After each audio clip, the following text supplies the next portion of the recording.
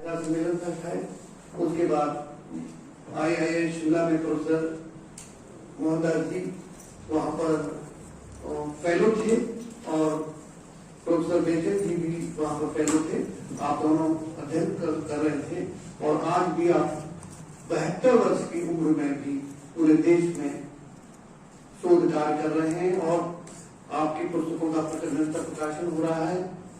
और आपकी जो सबसे पहली आत्मकथा 1995 में आई थी, उसको प्रथम आत्मकथा भी कहा जाता है और विभिन्न लेखकों की विभिन्न राय है इस संबंध में।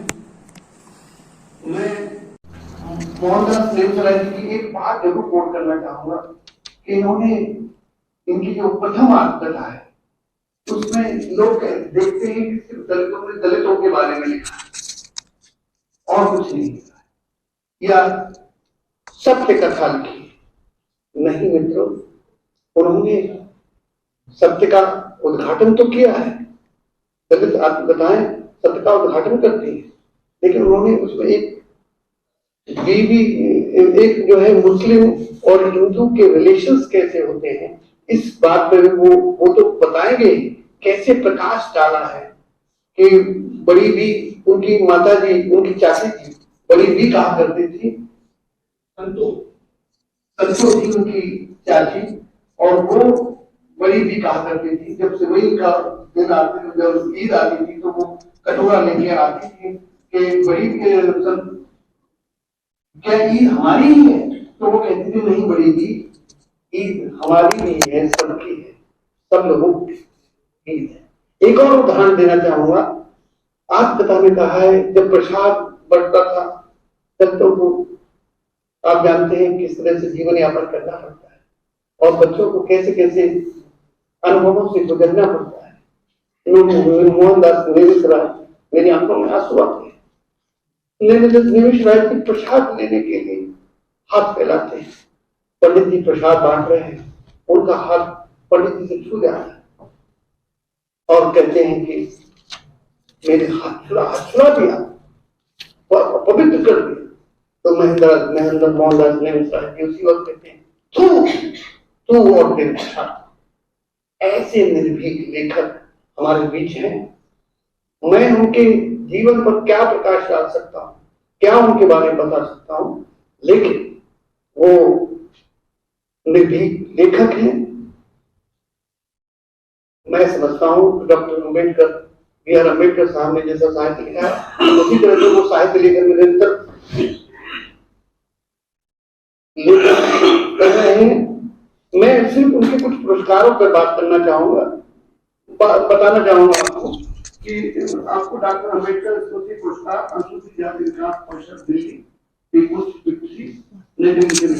पत्रकारिता अवार्ड और माननीय हिंदी ग्रंथ पुरस्कार मिला है वाणिज्य मंत्रालय से। डॉक्टर अम्बेडकर राष्ट्रीय पुरस्कार भारतीय दलित साहित्य अकादमी नई Delhi. Doctor Ambedkar international mission Canada से मिला है। दलित शंकर विद्यार्थी पुरस्कार केंद्रीय हिंदी संस्थान आगरा से 2006 में मिला है। पहला चीन 1999 में मिला।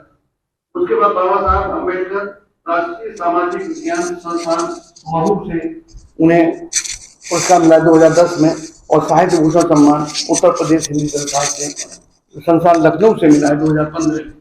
तो ये मैं कुछ पुरस्कारों के बारे में बताया। उनके पुरस्कार के साथ उनकी इतनी पुस्तकें हैं, इतना उन्होंने लिखा है कि हम अगर बताएं तो बहुत बड़ा है।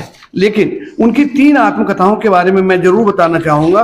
पहली आत्मकथा 1995 में जो आई थी वो जो है अपने अपने पिंजरे भाग 1 वाणी प्रकाशन से, जो शोधार्थी हैं वो नोट कर सकते हैं, और अपने अपने पिंजरे भाग 2 वाणी प्रकाशन से 2001 में, और रंग कितने मेरे संग वाणी प्रकाशन से 2019 में आई है।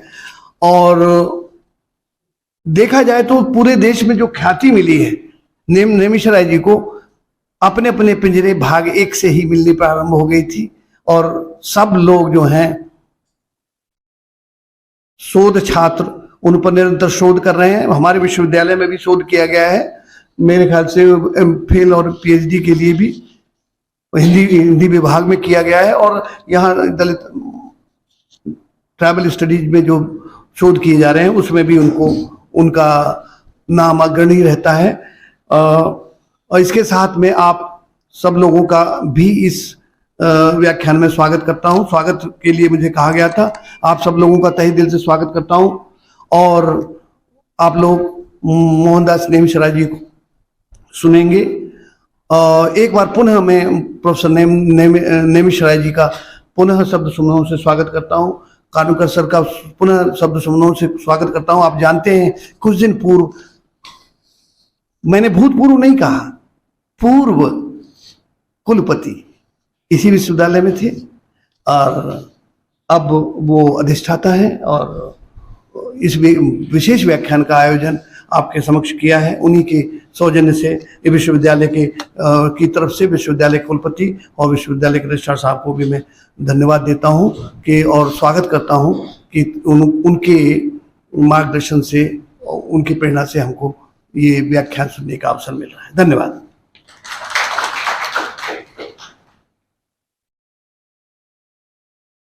Thank you sir. प्रसिद्ध साहित्यकार मोहनदास नेमिशराय सर आज के कार्यक्रम में प्रमुख वक्ता के रूप में है।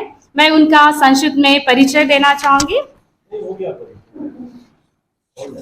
नहीं सर, सर दलित साहित्य को स्थापित करने के लिए ओके, थैंक यू सर। तो सर ने अकादमिक क्षेत्र में काफी रचनाएं लिखी हुई है जो पाठ्यक्रमों में पढ़ते हैं और पढ़ाया भी जाता है। हम सभी भाग्यशाली हैं, हमारे बीच में मोहनदास नेमिशराय सर उपस्थित है। मैं आदरणीय सम्माननीय मोहनदास नेमिशराय सर को आमंत्रित करती हूं।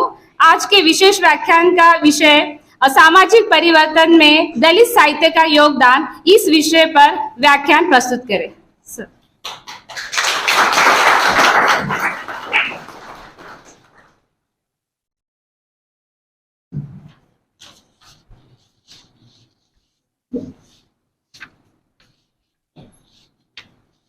माननीय करुणाकर जी, डॉक्टर सुरजीत जी और उमेश जी तो मेरे पुराने हैं, बाकी साथी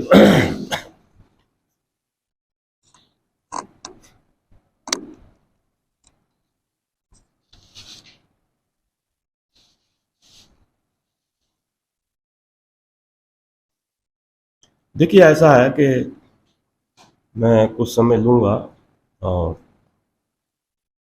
जहाँ तक परिचय की बात है वो एक टाइम बर्बाद करने वाली बात है। परिचय और परिचय मेरा अगर कराएंगे तो पूरी शाम पूरी रात गुजर जाएगी।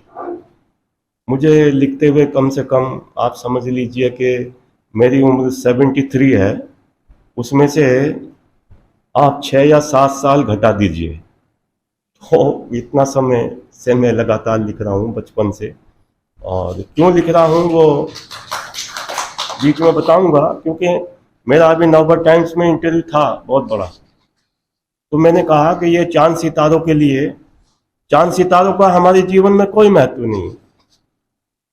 फूल लोग सूंघते हैं, बागवानी में जाते हैं, हमारा कोई महत्व नहीं है हमारे लिए फूलों का। माने कांटे चुभते हैं, समाज के कांटे चुभते हैं। माने तो हमारा जो देश है वो आम आदमी के लिए, जो सड़क कूटता है, महिला बोझा ढोती है, जो मौची सड़क पर बैठ के काम करता है, जो कोयला खदानों में काम करता है, हमारे नायक वो हैं, हम उनके लिए लिखते हैं।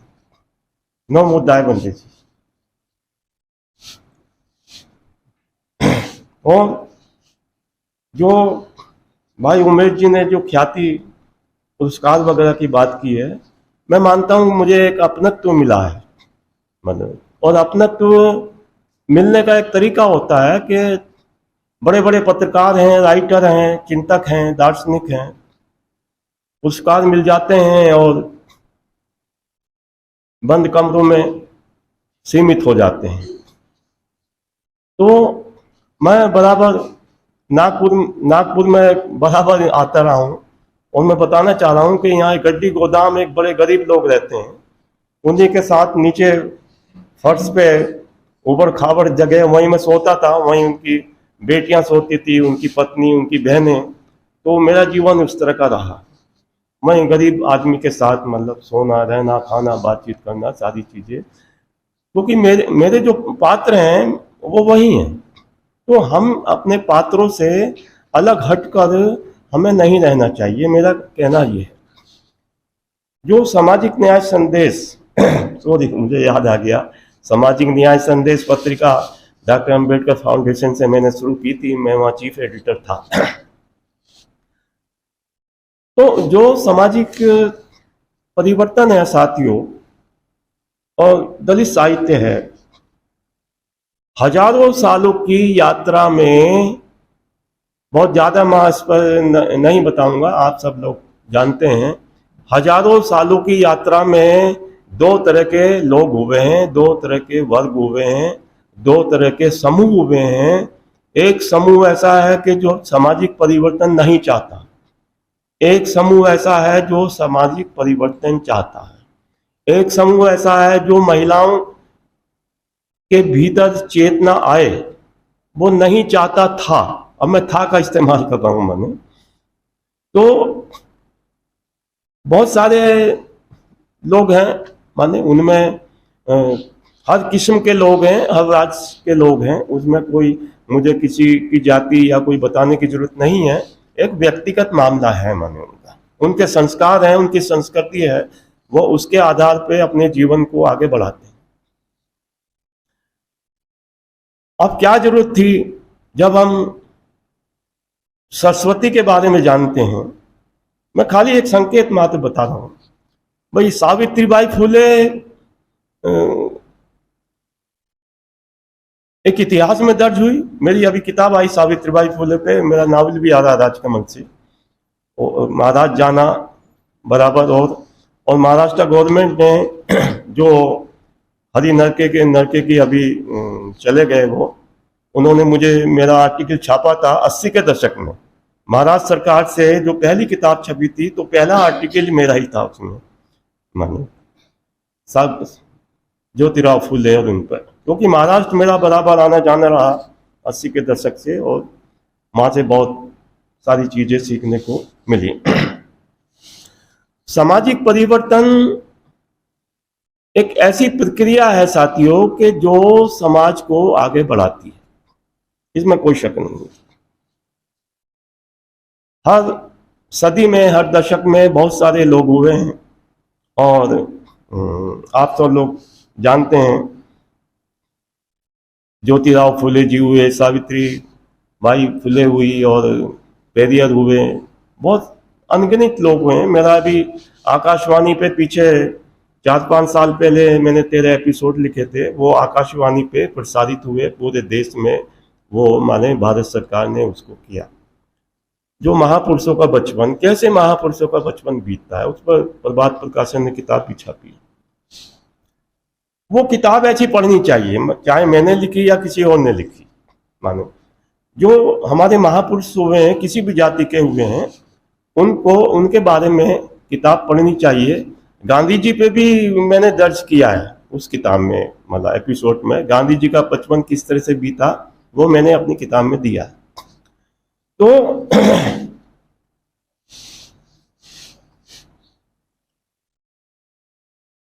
जो जड़ लोग हैं, जड़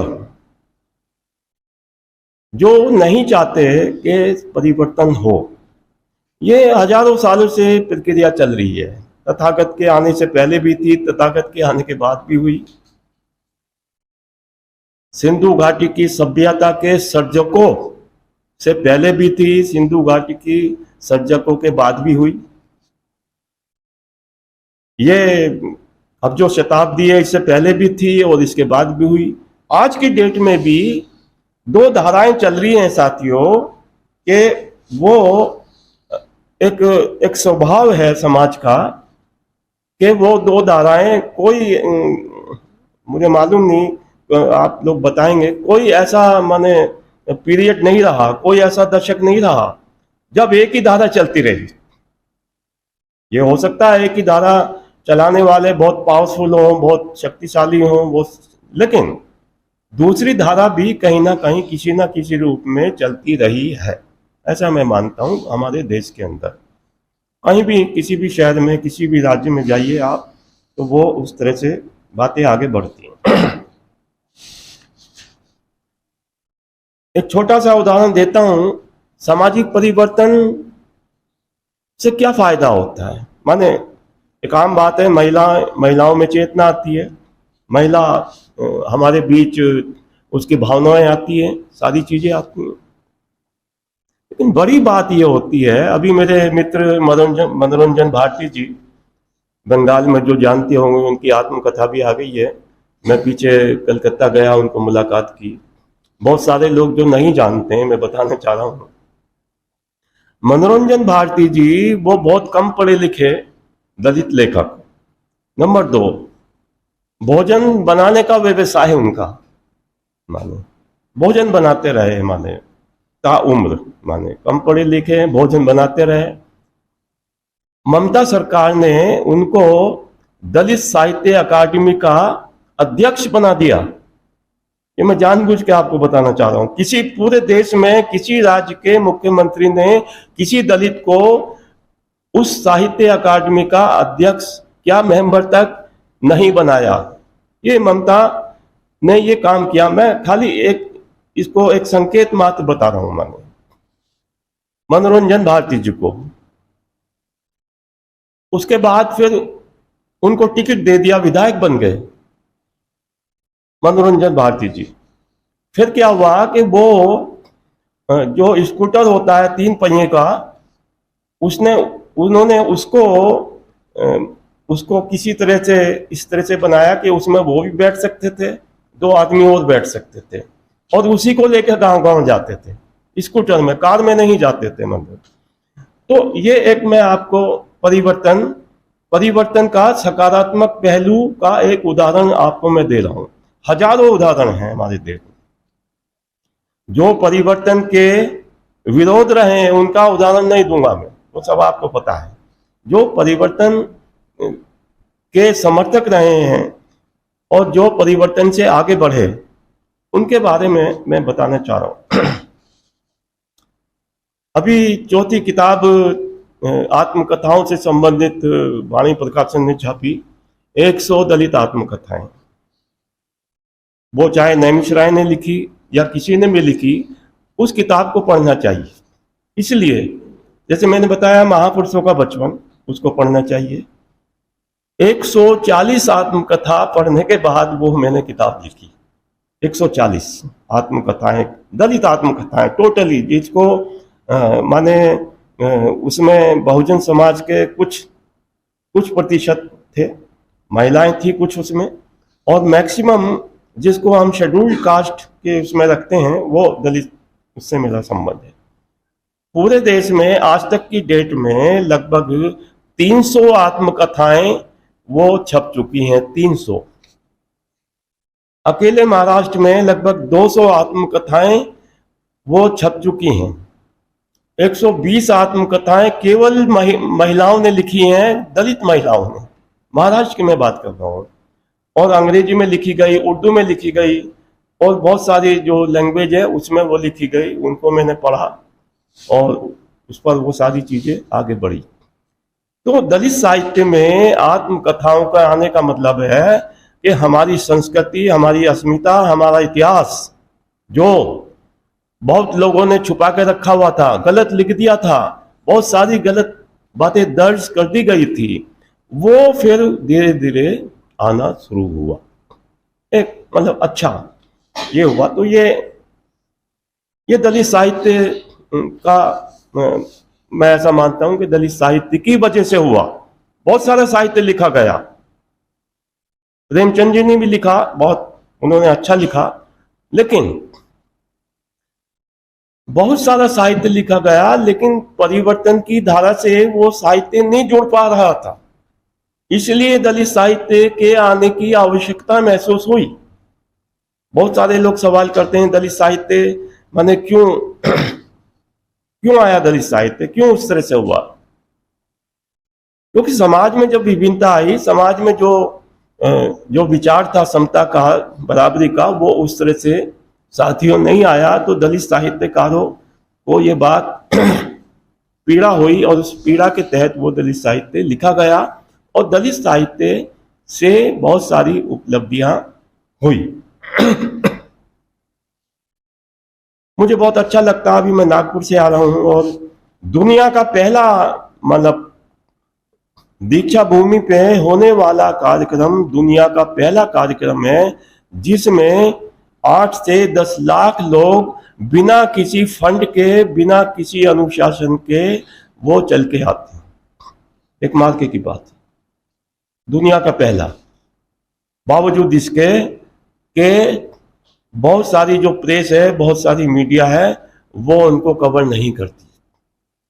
बहुत सारे जो सरकारी क्षेत्र हैं और गैर सरकारी क्षेत्र हैं, प्राइवेट क्षेत्र हैं, वो उनको कवर नहीं करते।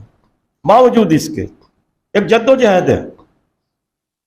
बाबा साहब डॉक्टर अम्बेडकर ने जब दीक्षा ली उसके तुरंत बाद से लेकर वहां एक बहुत बड़ा मेला लगता है जिसमें कम से कम 400 स्टॉल लगते हैं, जिसमें 200 स्टॉल किताबों के लगते हैं। लोग जाते हैं और मैंने पिछली शताब्दी में देखा है जिन लोगों के पास खाने को नहीं होता था, मैं खुद अपनी आंखों से देखा, मैंने खुद वो खाया सड़क पे बैठ के। पुरानी रोटियां 2 दिन की, 3 दिन की, जो गाड़ी से लंबा आ रहे हैं, महिलाएं बैठी हुई हैं, बच्चे बहने हुए हैं, पानी में भिगो भिगो के रोटियां खा ली। वो ऐसा माने 1980 और 1990 तक वो चलता रहा। 1990 में परिवर्तन होता है। 1990 में कुछ लोग जो हैं, जिसमें दलित और गैर दलित सवर्ण जाति के लोग भी उसमें मदद किया। ये मैं बताना चाह रहा हूं कि वो कम से कम 8-10 लोग वो ऐसे आए कि उनको खाने का, पानी का, ये सब चीजें उन्होंने मुहैया कराने की कोशिश की। आज स्थिति यह है कि उनको घर से खाना लाने की जरूरत नहीं पड़ती। उनको ताजा खाना मिलता है, पानी मिलता है, उनकी रहने की सुविधा तो उतनी नहीं होती क्योंकि बहुत अधिक संख्या में लोग आते हैं, फिर भी कुछ होता है। तो ये एक माने दलित साहित्य से जुड़ा हुआ एक मुद्दा है, माने मैं इसलिए इसको साथ में जोड़ रहा हूं क्योंकि दलित साहित्य वो साहित्य नहीं है, वो एक आंदोलन है। वो आंदोलन इसलिए है कि वो हमारे इतिहास को बताता है, संस्कृति को बताता है, हमारी औरतों पर कैसा अत्याचार होता था, कैसा उत्पीड़न होता है, वो बयां करता है। तो ऐसे दस्तावेज वो हजारों साल से लिखे जाते रहे समाज में और उनको लोग दर्ज करते रहे, उनको अपनी भाषा में लिखते रहे, अनुवाद होते रहे। बहुत माने विभिन्न भाषाओं में जो साहित्य लिखा जा रहा था। मैं आपको अच्युतानंद जी के बारे में बताना चाह रहा हूं कि बाबा साहब ने जब मूकनायक निकाला, लगभग उनसे पहले उन्होंने अखबार निकाला। बहुत लोग नहीं जानते हैं, अच्युतानंद जी प्रेस लगाई और उस दौरान बाबा साहब से मुलाकात हुई। माने उत्तर प्रदेश से थे ललित सिंह यादव, वो थोड़ा बाद के दौर में आए, और दूसरी जो स्टेट थी, हैदराबाद है, कर्नाटक है, केरल है, मद्रास है, जो देवदासी प्रथा रही। मेरा उपन्यास देवदासी पे भी आया, उसमें फिल्म भी बनी। देवदासी जो महिलाएं थी हमारे देश में, वो मुक्ति के गीत गाती थी। 3-4 किताबें उस पर आ गई हैं। बाबा साहब डॉक्टर अम्बेडकर गए वहां माने उस दौरान और उन्होंने महसूस किया, देखा, तो वो एक साहित्य था। अब उसको सीमा में नहीं बांधना चाहिए भाई। बहुत सारे लोग, जैसे उदाहरण के लिए दलित साहित्य को कहना उनका यह है कि बाबा साहब से शुरू हुआ। मैं बाबा साहब को पूरा सम्मान देता हूं और सम्मान देते हुए ये कहना चाहता हूं कि बाबा साहब से पहले से भी दलित साहित्य की शुरुआत हुई, जो मैंने देवदासी का जिक्र किया। उत्तर प्रदेश में जो अलाइनेशन एक्ट उसको हिंदी में क्या कहेंगे, माने जो दलितों को जगह दी गई थी कृषि के लिए, खेती बाड़ी के लिए, पंजाब में एक्ट बन गया दलितों के खिलाफ, वो भी दलित साहित्य से संबंधित है, इसलिए बता रहा हूं। उत्तर प्रदेश में कोई भी दलित समाज का आदमी वो खेती नहीं करेगा, ऐसा सवर्ण जाति के लोगों का मानना था। उनको खेती नहीं करने दी जाएगी, वो गुलाम की तरह उनको रहना पड़ेगा। और भारत और ब्रिटिश सरकार से मिलके, ब्रिटिश सरकार के जो बड़े बड़े अधिकारी थे उनको मिला के वो अलायंसन एक्ट बन गया। ये बात मैं आपको 1840 के आसपास की बात कर रहा हूँ, 50 में इम्प्लीमेंटेशन हो गया। और ये खुशी की बात मैं बता रहा हूँ, आपके लिए भी होगी, मेरे लिए भी। जब मैं रिसर्च किया, जगह जगह जाना हुआ, बहुत सारे दलित समाज के लोग आगरा, उरई और इलाहाबाद, अलीगढ़ और जितना ईस्टर्न यूपी था, बहुत सारे दलितों के पास हजारों गज जमीनें थी। एकड़ की बात नहीं कहूंगा, उस समय वो, अभी एक मिस्टर रावत अंग्रेजी किताब आई है, उन्होंने पूरी टेबल दी है कि किस दलित की, कौन से दलित समाज के लोग कितना पे करते थे, कितना जमीन का टैक्स अदा करते थे हर साल, उसकी पूरी टेबल दी है। मुझे भी मालूम नहीं था 5-6 साल पहले तक। और ये बात मैं 1850 की कर रहा हूँ, 1860 में। वो जब अलायंसन एक्ट बना, उसके खिलाफ दलितों ने आंदोलन किया, माने। तो ये जो सामाजिक है, धार्मिक है, आर्थिक है, जो समस्याएं दलितों की अस्मिता खत्म करने के लिए, महिलाओं को गुलाम सरीका बनाकर, मतलब उनको आगे उसी हालत में रखने के लिए, देवदासी प्रथा आगे चलाने के लिए, तो ये जब हुआ तो फिर दलित साहित्य देश भर में लिखा गया। मैं एक छोटी सी मिसाल देता हूं कि साउथ में, केरल के अंदर ही, वो सीएम का नाम मुझे ध्यान नहीं आ रहा, मैंने देवदासी पे अध्ययन किया।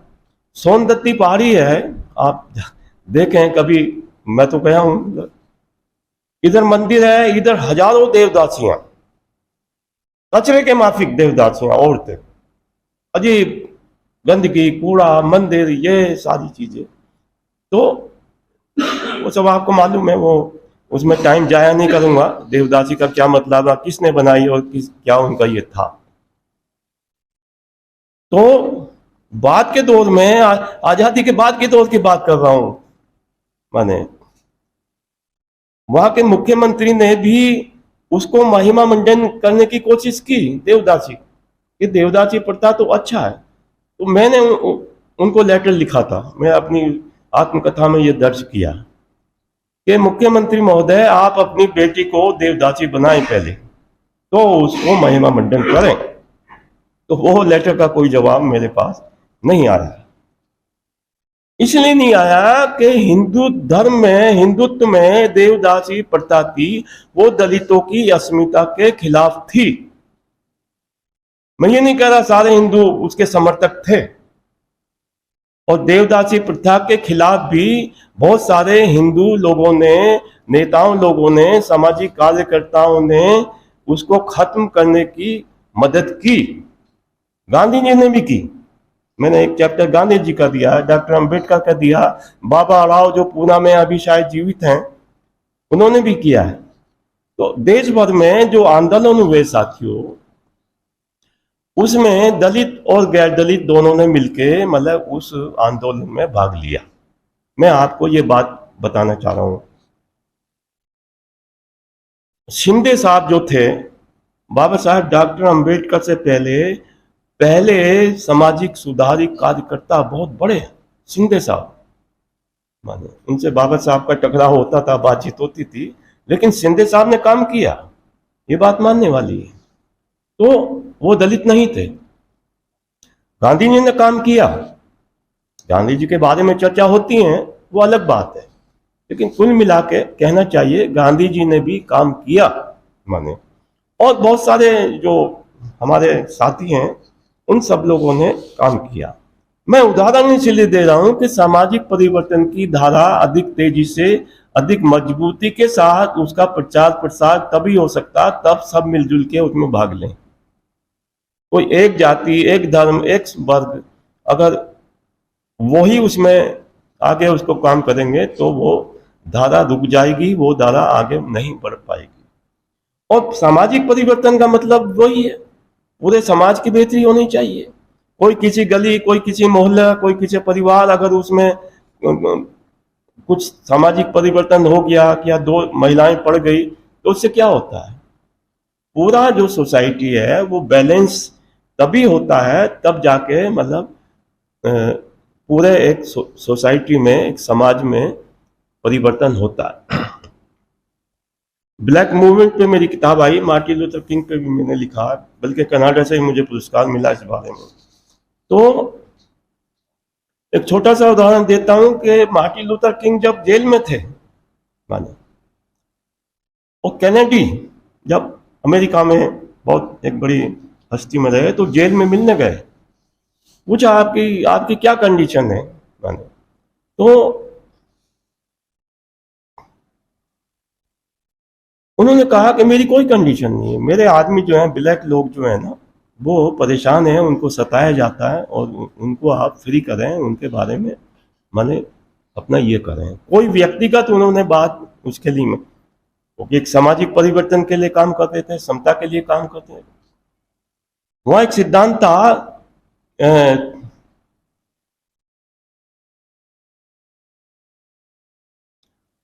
एक सिद्धांत वहां इस तरह का था कि इक्वलिटी तो थी लेकिन उसमें भेद था।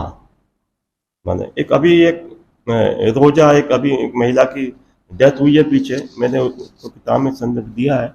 जैसे बस जा रही है, बस के अंदर कोई ब्लैक अगर सीट पे बैठा है और कोई वाइट अंग्रेज अगर वो आता है, बस में चढ़ता है, तो ब्लैक आदमी को वो सीट देनी पड़ेगी। उसको कहते हैं separate but equality, separate but equality. ऐसा माने अमेरिका में वो उस तरह का एक ये था। तो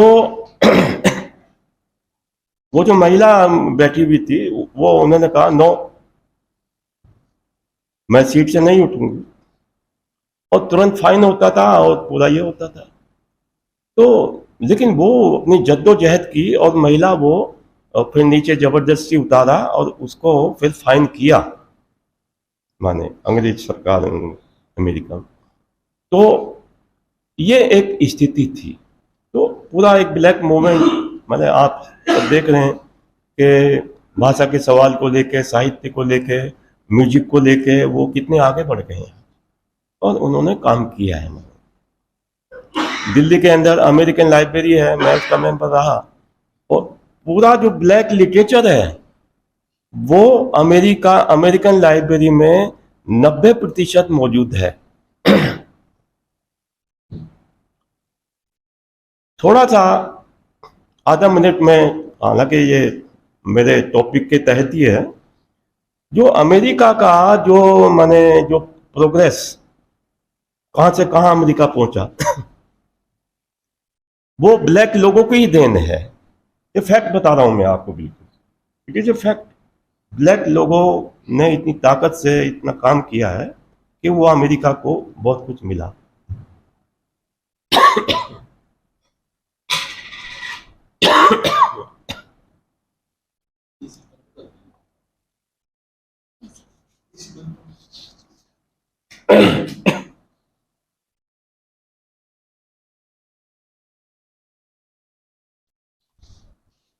एक देश अमेरिका, एक देश भारत, मैं संदर्भ दे रहा हूं इसलिए कि, और मैं तथ्य भी दे सकता हूं, अभी समय नहीं है। अमेरिका जो आज पूरी दुनिया में इतना ताकतवर बना, उसका कारण है ब्लैक ताकत। माने जब हम कहते हैं कि black is beautified and Dalit is dignified, हम लोग जाते थे, मतलब दिल्ली में सेमिनार होते थे ब्लैक्स और मतलब दलित लोगों के, बहुत लंबे 10 साल तक चलते रहे। और भारत कहाँ है?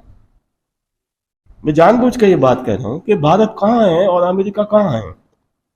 भारत के अंदर जो दलित समाज के लोग हैं वो कहाँ से उनकी यात्रा शुरू हुई और आज कहाँ हैं।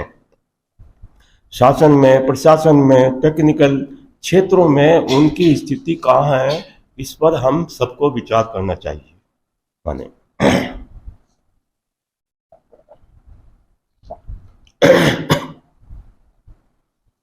भाई कल तक कहते थे महिलाओं को कुछ अधिकार नहीं है, महिला को घर से बाहर जाने का अधिकार नहीं है, महिला का काम जो है ना वो रोटी बनाना, बच्चों को पालना और पति की सेवा करना है। इसका मतलब यह है जड़वादी लोगों ने उस महिला को सीमित रखकर उसको गुलाम की तरह बनाए रखने का प्रयास किया हजारों सालों तक। आज आप 100 साल का इतिहास देख लीजिए, सावित्रीबाई फुले के समय से और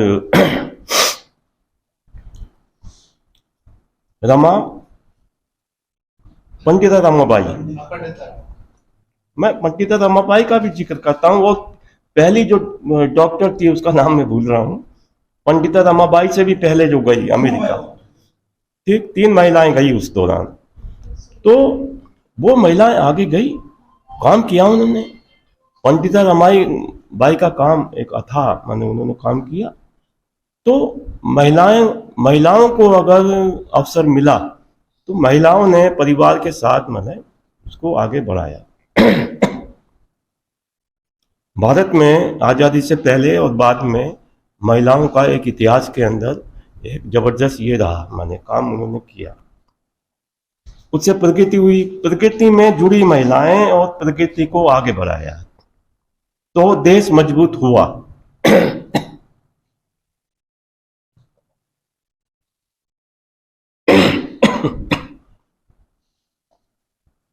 मैं अभी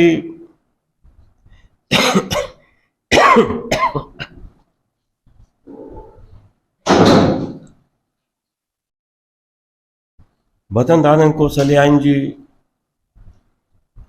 के अध्ययन केंद्र में बैठा हुआ था और मैं आपका भी शुक्रगुजार हूँ और अपने डॉक्टर सुरजीत जी का भी और बाकी जिन्होंने मुझे माने स्वीकृति दी काम करने की। भजन दानन कौशल्यायन जी का कितना बड़ा काम हो गया है, कहानियां भी लिखते थे वो मैंने। तो उस तरह से उन्होंने मतलब काम आगे बढ़ाया। बौद्ध धर्म को कहीं से कहीं ले, राहुल सांकृत्यायन जी ने कितना काम किया। राहुल सांकृत्यायन दलित नहीं थे।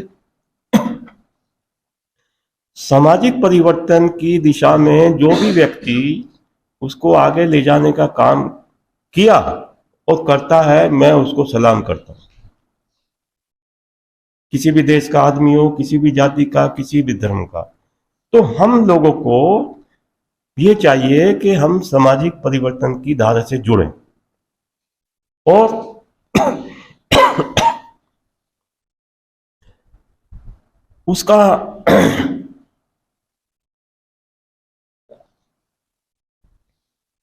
उसका मूल मकसद यही है। एक घर है, परिवार है, राज्य है, देश है। सभी लोगों की योग्यता के अनुसार अगर उनको अवसर मिलेगा तो देश भी मजबूत होगा और नहीं मिलेगा तो देश भी मजबूत नहीं होगा। मतलब तो दलित साहित्य का एक बड़ा योगदान सामाजिक परिवर्तन की धारा में रहा और वो धारा अनवरत रूप से साथियों चलती रही। बस खत्म करता हूं। पेरियर साहब का जब ललित सिंह यादव जी ने ये किया, माने अनुवाद करके, अनुवाद तो किसी और ने किया, ललित सिंह जी ने उसको आगे बढ़ाया। 60 के दशक में कोर्ट के आदेश से उस किताब को जब्त कर लिया जाए। सारी किताबें गवर्नमेंट ने ले ली, कोई किताब आगे नहीं बढ़ेगी। ये स्थिति देखिए। बस बाद में केस लड़ा, 3-4 साल लगातार केस चलता रहा। उसके बाद किताब की स्वीकृति ललित सिंह यादव को मिली। ललित सिंह दलित नहीं थे, यादव थे, बड़े परिवार के आदमी थे।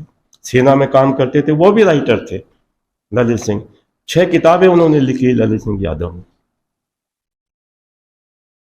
और जो पेरियर साहब थे, पेरियर साहब को भारत सरकार ने 1980-90 तक कोई केंद्र सरकार से प्रकाशित जो किताबें, मैं पूरे देश की बात कर रहा हूं, पेरियर साहब की कोई किताब आपको छपी हुई मतलब नहीं मिलेगी, मेरा अध्ययन ये कहता है, मानिए। तो कहने का मतलब है, एक व्यक्ति अगर समता की बात करता है और समानता की बात कर रहा है तो उस पे बंदिश वो समय समय पे लगाई जाती रही, वो बंदिश ठीक है। मैं मद्रास बहुत बार गया हूँ और बाबा साहब डॉक्टर अम्बेडकर जिस जगह बैठते थे उस जगह मैंने फोटो ली है, लिखा भी है। मैं 4 बार मद्रास जा चुका हूँ और पूरा जो ओडियार जगह है, ओडियार, और वहाँ उनकी बड़ी प्रेस है और आधा किलोमीटर में उनका पूरा एक लिटरेचर और ये सब मतलब एक छपता है। तो एक बहुत उपलब्धि भी हुई, उसके नकारात्मक पॉइंट बहुत सारे लोगों ने बताए हैं, उसकी मैं चर्चा नहीं करूंगा। जो भारत सरकार का पैसा खर्च होता है उसमें दलितों की क्या भागीदारी है, ये सवाल तो हम बता सकते हैं। क्यों भाई, ये सवाल तो खड़ा करना हमारी जिम्मेदारी है, क्योंकि हम भी देश के नागरिक हैं। अरबों खरबों रुपया खर्च होता है, साहित्य अकादमी हर शहर में देख लीजिए, मतलब दिल्ली में अथा अकादमी है, भाई उसमें दलितों को आगे मतलब ये करना चाहिए, उनकी किताबें छपनी चाहिए, उनको फेलोशिप देना चाहिए। तो तमाम चीजें जो उस तरह से होना चाहिए वो उस तरह से नहीं हो पा रही हैं। नागपुर में जो फंक्शन होता, इस पर आपने कोई मुझे मालूम नहीं, अगर कोई नागपुर से संबंधित लोग हों, कोई फिल्म बनी क्या, भारत सरकार ने ऐसा कुछ बनवाई क्या, जबकि इतने लोग आते हैं, अथा आते हैं। तो और जितनी जगह हैं माने जहां दलित समाज के लोग, और सिरपुर एक जगह है रायपुर के पास, बहुत मेला लगता है वहां पे, लाखों लोग जाते हैं। तो ये एक मतलब एक नकारात्मक रवैया है, नकारात्मक बिहेवियर है कुछ लोगों का, वो उसको हमें रोकना चाहिए, प्रकृति के लिए, समृद्धि के लिए, समानता के लिए। कोई एक घर एक परिवार उसके लिए नहीं, पूरे देश की प्रगति जब होगी तब हम माने मिलजुल के काम करेंगे और जेंडर के सवाल के अलावा, जाति के सवाल के अलावा, धर्म के सवाल के अलावा काम करेंगे तो हम काम कर सकते हैं।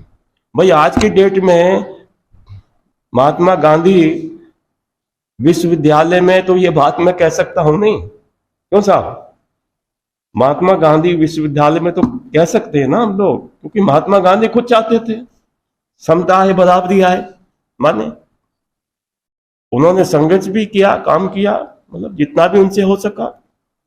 तो इस विश्वविद्यालय में भी उसका एक माने एक उसका उदाहरण जो है ना, सकारात्मक रूप से आगे जाना चाहिए।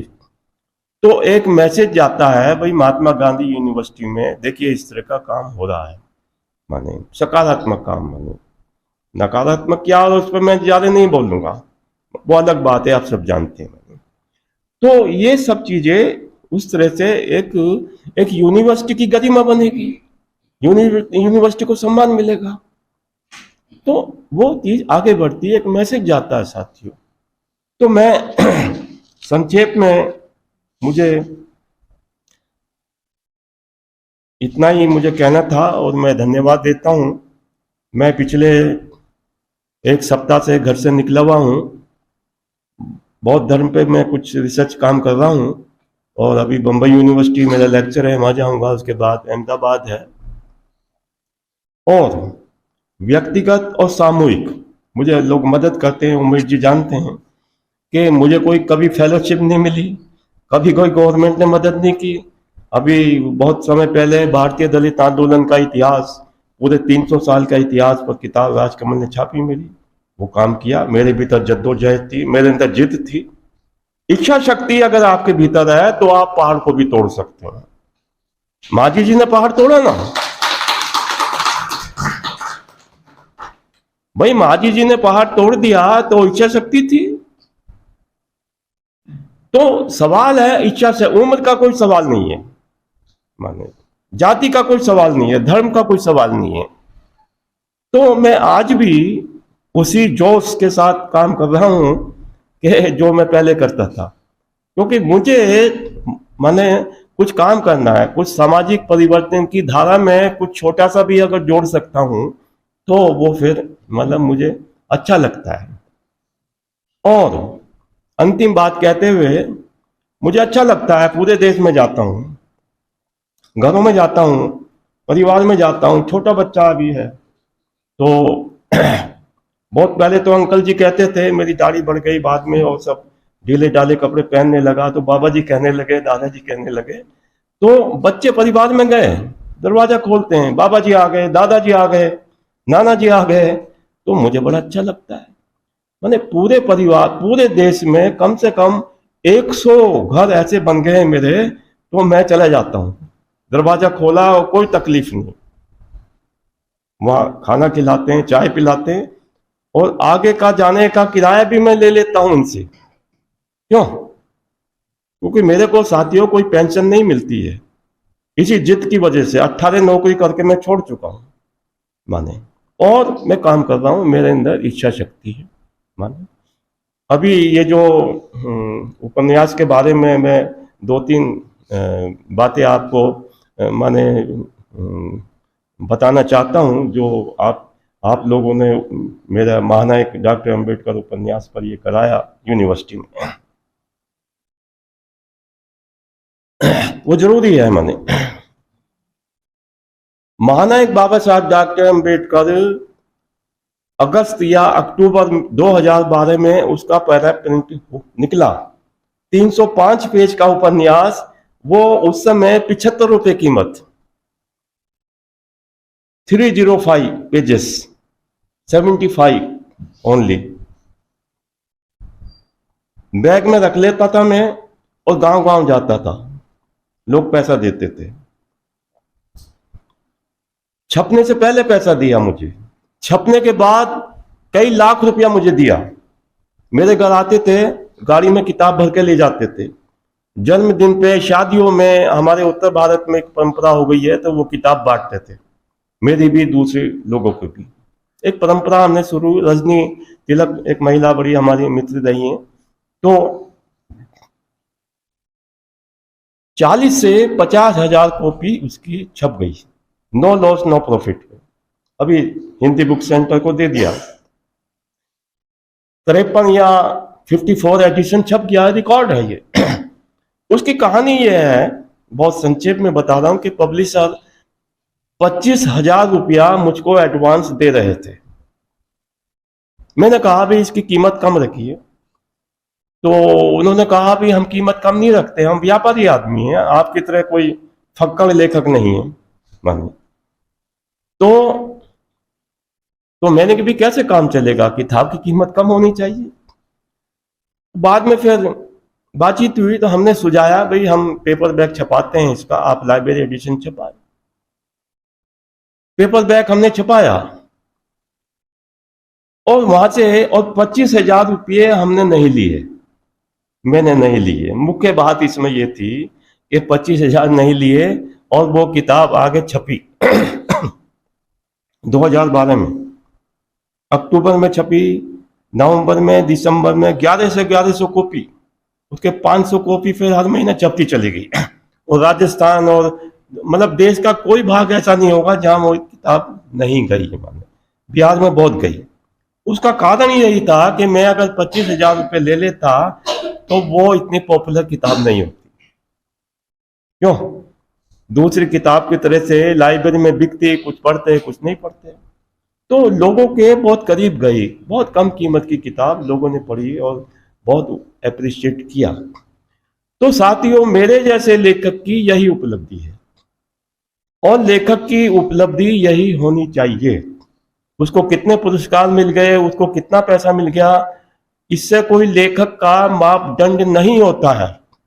लेखक का मापदंड होता है वो कितने लंबे समय तक उसको लोग पढ़ते हैं, उसके बारे में क्या राय मतलब जाहिर करते हैं, वो आदमी खुद आम आदमी से कितना जुड़ाव होता है, वो आदमी जो लिखता है उसकी कितनी सच्चाई है।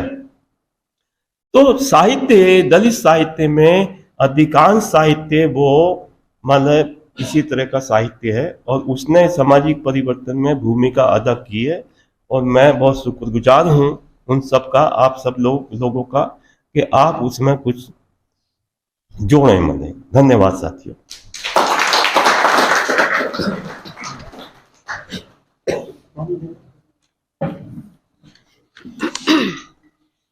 धन्यवाद सर। सर ने सामाजिक परिवर्तन में दलित साहित्य का योगदान इस विषय पर बहुत ही गहराई से प्रकाश डाला है और उदाहरणों के साथ जो है हम लोगों के साथ कुछ अनुभव भी साझा किए। सर आपका बहुत बहुत धन्यवाद।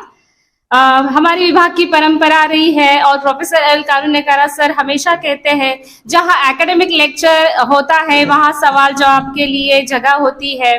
तो हमारे विभाग में जब भी एकेडमिक लेक्चर होता है तो सवाल जवाब होते हैं। तो मैं यहाँ पर बैठे हुए जितने शोधार्थी है, साथी, शिक्षक, वो जो भी सवाल है विषय से संबंधित सर से पूछ सकते हैं।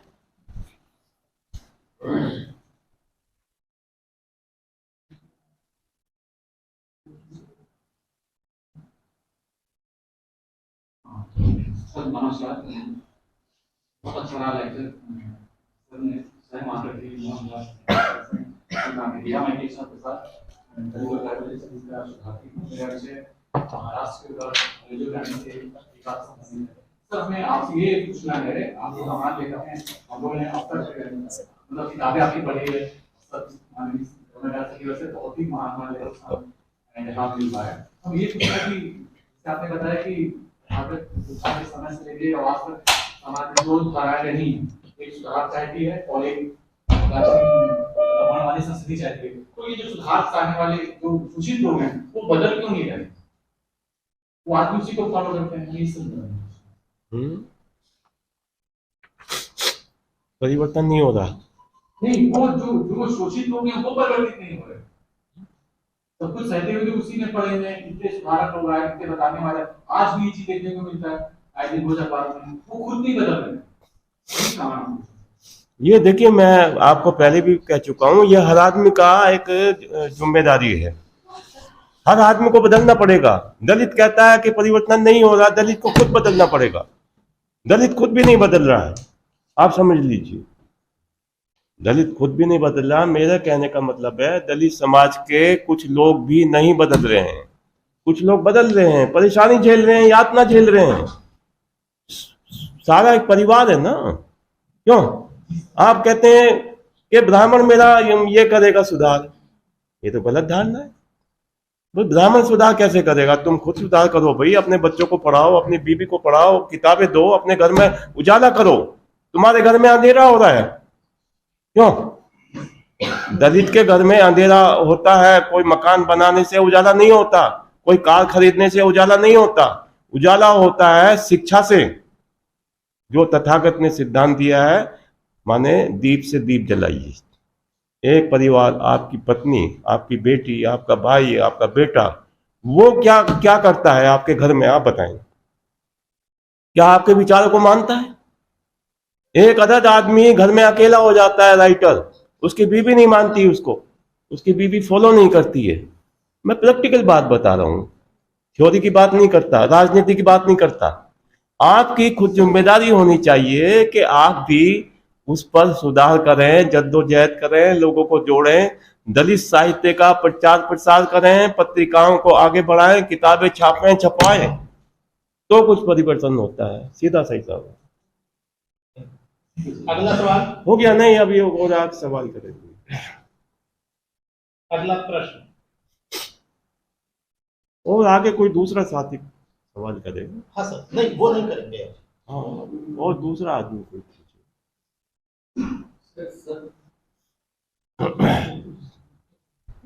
सर नमस्कार, मेरा नाम रुपेश कुमार सिंह है, साहित्य विभाग से हूँ। आपने अमेरिका के ब्लैक लिटरेचर की चर्चा की और विचार में वहाँ काफी परिवर्तन हुआ, लेकिन भारत में इस तरीके का परिवर्तन नहीं दिखाई पड़ता है। इसके क्या कारण रहे हैं?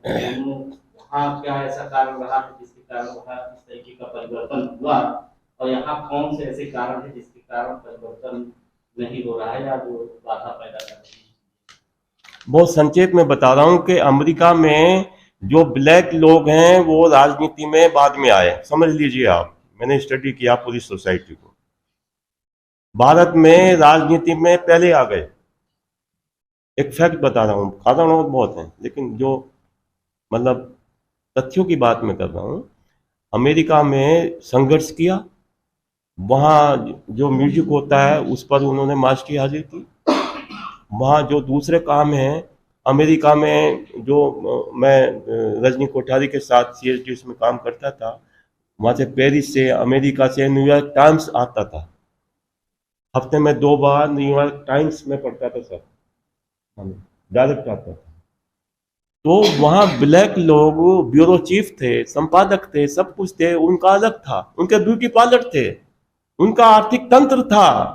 भारत में आर्थिक तंत्र नहीं हुआ।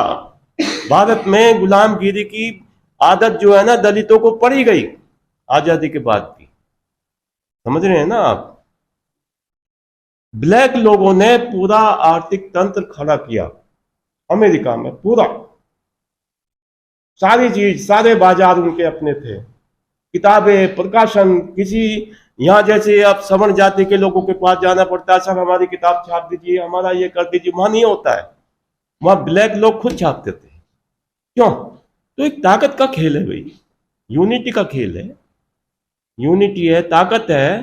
तो और तो उस तरह से वो काम हुआ है। माने केवल राजनीतिक परिवर्तन से माने व्यवस्था परिवर्तन नहीं होता, मेरी बात आप समझ लीजिए। उसका उदाहरण बहुत संक्षेप में मैं दे देता हूं। मेरा अभी नॉवेल आने वाला निजाम नाम से, निजाम साहब, निजाम तो समझते हैं, हंस में दलित विशेषांक में कहानी छपी। खुद पब्लिशर खुद बनिया जाति से खानपुर में 10,000 रुपया मुझे एडवांस दिया सर कि आप इस पे नॉवेल लिखें। उसको अच्छा लगा, वो अभी छपने वाला है। आपके जवाब के तहत निजाम का मतलब यह है आप किसी भी जगह रहें, आपको वहां परिवर्तन करना पड़ेगा।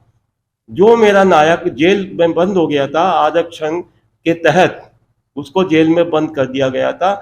उसने कहा मैं जेल में ही रहूंगा, मुझे कोई जमानत नहीं चाहिए, और वहां से PCS किया, IAS किया। और जेलर से उन्होंने कहा था, एक डायलॉग बता रहा हूं कि उन्होंने कहा था कि जेलर साहब कभी वक्त आएगा कि आप मुझे सलाम मारेंगे।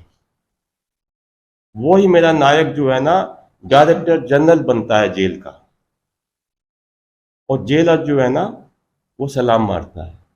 कहने का मतलब है कि आप जहां भी रहे वहां परिवर्तन करिए। अरे ये क्या भाई हमारी सरकार आएगी तब परिवर्तन होगा, क्या मतलब है ये बेवकूफी? क्यों? आप अपने घर में परिवर्तन करो, अपनी दुकान में करो, मकान में करो, बाजार में करो। क्यों भैया? आप जिस यूनिवर्सिटी में बैठे यहां परिवर्तन करो। आप परिवर्तन की बात बंबई करोगे और न्यूयॉर्क की करोगे, इससे क्या समस्या हल होगी? कहने का मतलब यह है कि निजाम जो है ना, निजाम को बदलना पड़ेगा, व्यवस्था को बदलना पड़ेगा।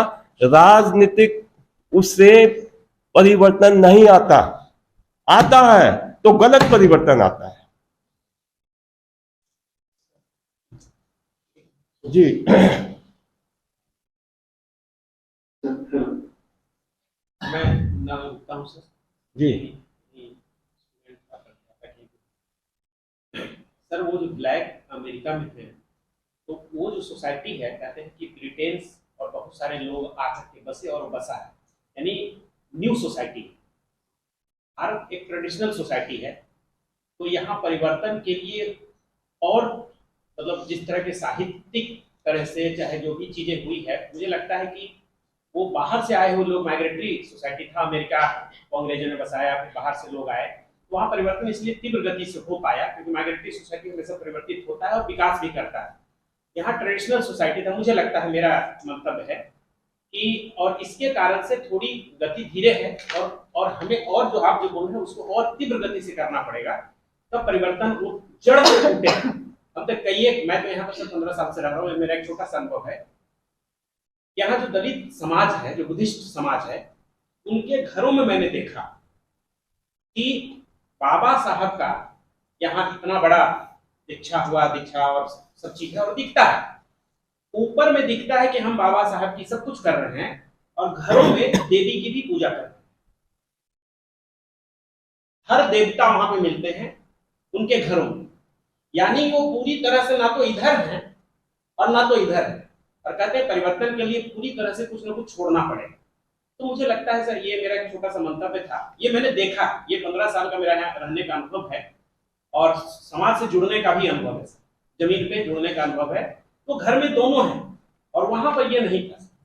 अंग्रेजों ने बसाया, लेकिन बाहर के लोगों को काम के लिए लगाया, और फिर वो डेवलप करते चले गए, कंपटीशन में आगे बढ़ते चले गए, चाहे वो अफ्रीकन लोग आए हो, ब्रिटिश लोग आए, मुझे ऐसा लगता है। नहीं, वो उनकी स्थिति अलग थी, और वहां भी बहुत भयानक तरह का अत्याचार होता था। वहाँ के रेडियंस थे मूल लोग। और जो आप बात कह रहे हैं कि देखिए, ऐसा है, कोई भी व्यक्ति जब मुसलमान बनता है तो वो अल्लाह पुकारता, खुदा बनता है, उसका नाम ही बदल जाता है उसी दिन, वो मस्जिद में जाने लगता है, तमाम पिछली चीजें वो ठोकर मार देता है, होता है ना। माने एक दिन में उसका ये हो जाता है परिवर्तन। तो ऐसा जो आप बात कर रहे हैं, वो परिवर्तन नहीं हो पा रहा है उससे, माने संस्कृति पूरी तरह से नहीं बदल पा रही है। तो उसका आधा जवाब आपने खुद दे दिया है अपने उसका। मैं प्रश्न नहीं किया था, हाँ, इस बात तो को ये आगे आपकी बात सही है। तो वो मेरा कहना यह है कि सामूहिक रूप से दलितों को भीख नहीं मांगनी चाहिए। मैं ये कह रहा हूँ, मेरे को 73 ईयर्स हो गया, मेरे आज तक किसी को भीख नहीं मांगी है। मेरे घर में क्या परेशानी है, क्या यातनाएं मैं झेल रहा हूँ, ये मेरे मरने के बाद पता चलेगा। क्यों? स्वाभिमानी का जीवन जिए, स्वाभिमानी का जीवन जीना जरूरी है। तो फिर एक जद्दोजहद आती है, तो सामने वाले को पता चलता है। तो ये स्थिति ऐसी है कि हमारे भीतर अगर कमजोरी है तो काहे को दूसरे को दोष दे रहे? क्यों? अपनी कमजोरी को हमें दूर करना चाहिए। नेक्स्ट। हम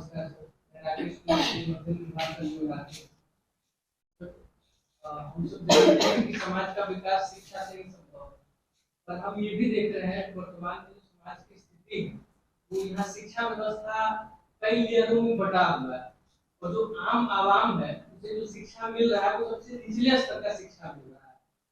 तो सर फिर ये निचले, और बहुत सारे लोग तो ऐसे भी हैं जिन्हें वो भी नसीब नहीं हुआ है, फिर कैसे ये समाज उस समाज से लड़ सकता है?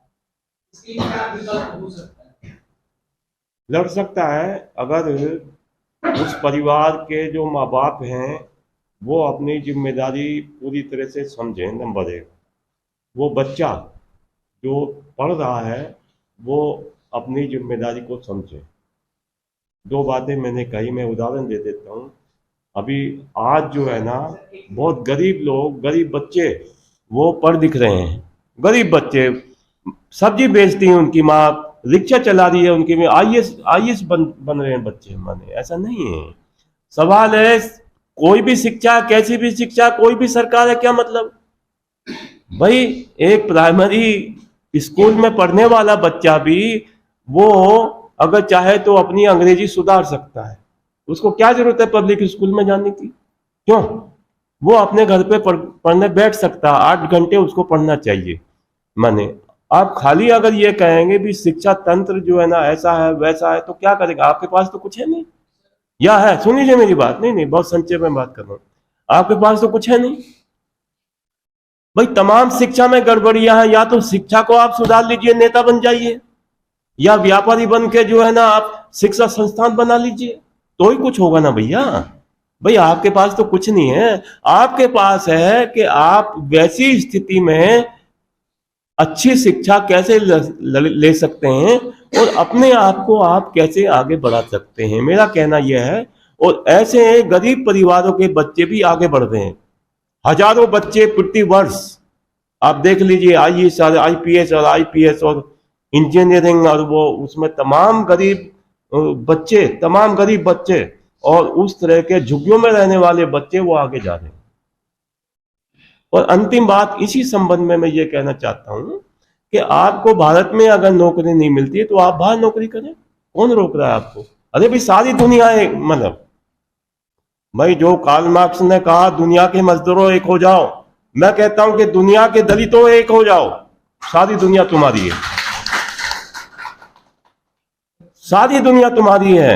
अमेरिका की फ्लाइट केवल 16 घंटे की फ्लाइट होती है, आज 16 घंटे में अमेरिका जा सकते हैं। क्यों? बशर्ते आपकी अंग्रेजी बहुत जबरदस्त हो, आपके पास तकनीक हो, आपके पास तकनीक जो है एजुकेशन हो, माने तो उस हिसाब से आप आगे बढ़ सकते हैं। आप क्या कर सकते हैं? मैं ये कह रहा हूं तमाम प्रतिकूल परिस्थितियां हैं, तमाम गरीबी है, आप झोपड़ी में रह रहे हैं, सब कुछ है, उसके बाद भी बच्चा अगर चाहे तो आगे बढ़ सकता है। मेरा कहना यह है। अगला प्रश्न। नहीं बोल रहे तो कुछ बोल रहे बीच बीच में हो गया उसका। हायर एजुकेशन की बात नहीं कर रहा सर, मैं प्राइमरी स्कूल की बात कर रहा हूँ। मैं जैसे जिस अभी पोजीशन पे हूँ, मैं इसकी जिम्मेदारी तो लेता हूँ कि आने वाले जनरेशन को जो मेरे दायरे में होगा वो शिक्षित होगा जी। और मैं उस जनरेशन की बात कर रहा हूँ जिस तक अब तक सर शिक्षा पहुंची ही नहीं है। वो आज भी मजदूर वर्ग ही है, स्कूल है उसके यहाँ और उसको स्कूल की अहमियत नहीं पता है और उसकी उतनी सामर्थ्यता नहीं है कि वो स्कूल में जाए। अगर जा भी रहा है तो वो लेवल का शिक्षा नहीं मिल रहा है। मैं इस पे समाधान की सर बात कर। नहीं, उसका समाधान क्या? उसका पिता जो है ना खुद उससे काम करा रहे हैं। 50% जो है दलित अपने बच्चों से काम करा रहे हैं। काय की बात कर रहे हैं आप? 50% दलित समाज के लोग गांव में जो रहते हैं अपने बच्चों से काम कराते हैं। प्रैक्टिकल बात करिए, कोई राजनीति का बाजार नहीं है, ये शिक्षा संस्थान है, उस हिसाब से बात करिए। ये मैं खुद कह रहा हूं ना, दलितों को अपने गिरबान में झांकना चाहिए, वो अपने बच्चों से काम करा रहे हैं। तो वो आप फिर समाधान की बात कर रहे हैं। भाई आपके पास तो कुछ है नहीं, क्यों? स्कूल में मास्टर नहीं है, मास्टर है तो वो खेती में काम करता है, छुट्टी को चला जाता है, क्या करेंगे? गोली मार दीजिए, गोली मारने से भी असर नहीं होता। क्यों? तो कहने का मतलब है कि विपरीत परिस्थितियों में आप किस तरह से सुधार कर सकते हैं, और सुधार किया है भैया, हजारों लोगों ने सुधार किया, इतिहास गवाह है।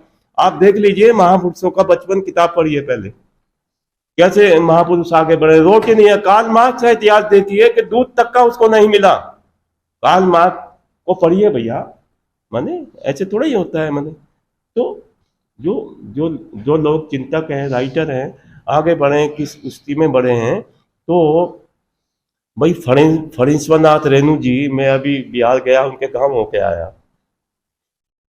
उनको फणीश्वरनाथ रेणु तो दलित नहीं थे, लेकिन उन तक को बहुत जगह स्वीकार नहीं किया गया रेणु जी को, माने आप समझ लीजिए। और अब क्या स्थिति हो गई? अब मुख्यमंत्री खुद आते हैं। मैं जब गया तो मुख्यमंत्री आने वाले थे, अब बड़ा इंस्टीट्यूट बन गया, सब कुछ बन गया, ये हो गया, वो हो गया। तो कहने का मतलब है कि बहुत सारे जो कमियां हैं वो उस तरह से कुछ हो नहीं पाता, इसलिए हमें उसमें मिलजुल के काम। दलित समाज के लोग स्कूल क्यों नहीं खोलते, ये बताइए भाई। दलित समाज के लोग कोई गरीब थोड़ा ही है, उनके पास पैसा है, गांव में स्कूल खोलें, शहर में खोलें, गलियों में खोलें, क्यों? तो ऐसा स्कूल दलितों को भी शुरू करना चाहिए मिलजुल के। तो काय को भेजते हो, मतलब जब वहां स्कूल ही नहीं है, कुछ नहीं है। तो खुद आप क्या कर सकते हो? जैसे ब्लैक मैंने मूवमेंट का उदाहरण दिया, वहां उनके खुद स्कूल हैं, वो तो नहीं भेजते मोबाइल स्कूलों में। क्यों भैया? सही कह रहा हूँ ना भाई? ब्लैक लोगों ने तो अपने स्वाभिमान को जिंदा रखा ना। उन्हें हम स्कूल खोलेंगे, हम ब्यूटी पार्लर खोलेंगे, हम सबसे सुंदर हैं। महिलाएं कहती हैं ब्लैक हम सबसे सुंदर हैं। तो जब एक ये महसूस उनके भीतर आया, क्यों? तभी तो काम चलता है। तो हर चीज पे तुम दूसरे लोगों पे मतलब आधारित रहोगे तो उससे तो बात बनने वाली नहीं है। क्यों? चाहे और 1000 साल बीत जाए, ऐसे चलता रहेगा और गुलामों की फौज तैयार होती चली जाएगी। क्यों भाई? अब तक कुछ लोग गुलाम रहे, उनके बच्चे गुलाम रहे, यही होगा ना। सरकार किसी भी आ जाए, मामला तो वैसे ही चलता है ना। तो परिवर्तन उस तरह से होता है, कहने का मतलब है जब उसमें आप जुड़ें, उस धारा से जुड़ें, उसमें जद्दोजहद करें, उसमें मदद करें। अब मैं अभी इसी बारे में वो बताना चाह रहा हूं कि दलितों के पास क्या है, कोई पत्रिका नहीं है, कोई न्यूज़पेपर नहीं है, कोई टीवी चैनल नहीं है, कोई गेस्ट हाउस नहीं है, कोई शोध संस्था नहीं है, इवन कोई डॉक्टर अम्बेडकर के नाम पे सेपरेट यूनिवर्सिटी नहीं है पूरे देश में। क्यों? तो ये क्यों नहीं है? इसमें सारा ब्राह्मण वर्ग दोषी है क्या? हम लोग दोषी नहीं है? क्यों? अरे भाई हमें भी तो अपना कुछ समझना चाहिए। तो ये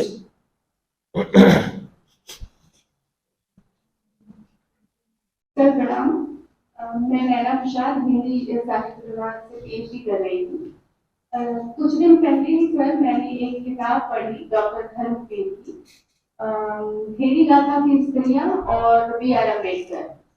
तो सर उस किताब में जिस तरीके से लिखा गया है कि बुद्ध ने हमारी स्त्रियों को छीना है, और उन्होंने ये कहा कि अम्बेडकर अगर ज्यादा दिन तक जीवित रहते तो शायद वे बुद्ध धर्म को भी छोड़ देते। तो सर ये कहाँ तक उचित है उनका कहना, या इन पर आप क्या कहना चाहेंगे? नहीं, वो मेरे मित्र रहे हैं धर्मवीर जी। मैं जब लेक्चरर था तो वो आईएएस की तैयारी कर रहे थे मेरठ कैंट में। मैं मेरठ शहर में रहता था, वो कैंट में रहते थे धर्मवीर। ठीक है, नंबर 1। नंबर 2, बहुत संक्षेप में बता रहा हूँ कि मैं उनके जबरदस्त खिलाफ रहा हूँ। मेरे मित्र थे, सब कुछ थे, मेरे शहर के थे, इसलिए कि वो बाबा साहब डॉक्टर अम्बेडकर को नहीं मानते थे, बुद्ध को नहीं मानते थे। दुनिया का कोई भी आदमी अगर बाबा साहब को नहीं मानता, बुद्ध को नहीं मानता, वो मेरा दुश्मन है। मैं चैलेंज करता हूं इस बात को। क्यों? बाबा साहब ने हमें मुक्ति दी, उजाला दिया, समता का संदेश दिया। कोई भी आदमी, बड़े से बड़ा राइटर, चाहे दलित हो चाहे गैर दलित हो, छोड़ दीजिए धर्म जाति की बात, मैं नहीं मानता उसको। तो डॉक्टर धर्मवीर का जो सिद्धांत था, अरे 1000 पेज की आत्मकथा लिख दी उन्होंने, मैं और भेड़िया। मैं जानता हूं, मैं तो उनकी बीवी परेशान हो गई। क्यों? तो जो उन्होंने जिस पे थेरियों पे सवाल उठा ना, थेरियों ने बड़ा क्रांतिकारी किया। पूरी दुनिया में सबसे पहले जो महिलाओं ने क्रांति की वो तथागत के द्वारा हुई, और थेरियों ने क्रांति की। क्यों? तो थेरियों पे वो सवाल उठा रहे। तो वो पूरी तरह से वो उनका विचार गलत था। डॉक्टर धर्मवीर जी का कुछ अच्छा लिखा उन्होंने, वो भी कूड़ा बन गया। कूड़ा शब्द मैं इस्तेमाल कर रहा हूँ। हिंदी की आत्मा बहुत अच्छी किताब थी उनकी, लेकिन लोगों ने पढ़ना छोड़ दिया। तो कहने का मतलब है, जो हमारे महापुरुष हैं, जब आप उन पर सवाल उठाएंगे, सवाल मतलब गलत तरीके से माने, तो फिर वो माने ठीक नहीं होगा। थेरियों का हम सम्मान करते हैं, थेरियों पे हमें पढ़ना चाहिए माने। इसलिए वो डॉक्टर धर्मवीर जी का जो दर्शन था, चिंतन था, लेखन था, वो समाज के हित में नहीं था। धन्यवाद। उस पर सर मैं हस्तक्षेप करना चाहूंगा, जी परमिशन है सर? धर्मवीर के लेखन पर थेरी गाथा की स्त्रियों पर 2 पुस्तकें आई हैं, उसके जवाब में हाँ, ये शांति स्वरूप बौद्ध जी की मखली गोसाल के मानस पुत्र, इन दोनों पुस्तकों में धर्मवीर की जो मूर्खताएं और कुतर्क हैं उसका जवाब दिया गया है। Thank you. सुरेंद्र अज्ञात की भी किताब आई, तीसरी, सुरेंद्र अज्ञात। अगला प्रश्न। मुझे लगता है सर समय हो गया है अध्यक्षीय उद्बोधन के लिए।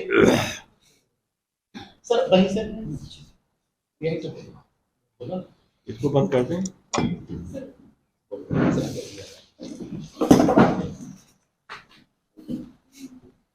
इस कार्यक्रम के अंत में अध्यक्षता कर रहे हैं केंद्र के निदेशक एवं संस्कृति विद्यापीठ के अधिष्ठाता एवं पूर्व कुलपति महात्मा गांधी अंतर्राष्ट्रीय हिंदी विश्वविद्यालय के प्रोफेसर एल कारुण्यकारा सर को मैं अध्यक्षीय उद्बोधन के लिए आमंत्रित करती हूं। Thank you very much. पूर्व कुलपति का तो बहुत हमको चुभते हैं तो बेटर है कुलपति याद ही मत देना तो हमको। सही बात है आप। So I'm happy to be a professor. प्रशासन पद क्या है, किसी को कोई परमानेंट नहीं हो, 5 साल रहे या 15 साल रहे, एक न एक दिन छोड़ना पड़ता है। पर प्रोफेसर तो जिन्हें मरने के बाद भी इज अ प्रोफेसर, जैसे डॉक्टर, जैसे lawyer. So this are all knowledge based professions. Thank you very much Nemshah sahab, आपका जो वक्तव्य हम लोग का बहुत ही मेरे लिए तो नया नया दरवाजा खुला था। शायद मेरे जिंदगी में ये पहली ही लग रहे मैं साहित्यकार लोगों के सभा में बैठा हुआ। तो मैं तो सोशल साइंटिस्ट था, जनरली मैं सोशल साइंटिस्ट लोग के साथ ही कॉन्फ्रेंसेस में मीटिंग्स होता है। इस विश्वविद्यालय में भी कोई एक साहित्यकार को उनका लेक्चर होके वो पूरा में बैठ के सुन के फिर हमको बात करने के लिए शायद मेरा लाइफ में कभी मौका नहीं मिला। इस फर्स्ट है, तो मेरे लिए ये सौभाग्य है। तो मेरा पहली अनुभव तो साहित्यकार लोगों के साथ आप ही नहीं है, बहुत साहित्यकार लोग इधर बैठा हुआ है, इसलिए मैं आते हुए सबको देखने लगे कि को भी डर गए मैं, अरे यार बहुत साहित्यकार लोग ही नजर आए, ये तो मेरे लिए ये नया वो क्या कहता नया दुनिया है। It's really we are thankful to you, आपने हम लोग को ये मौका दिया सुनने के लिए, आपका मैं बहुत खुशी है। आज पूरा भरा हुआ है, बगल वाला बिल्डिंग से भी इतना लोग आ गया, इसका मतलब है हम भविष्य में भी साहित्य के रिलेटेड ही में आ गए।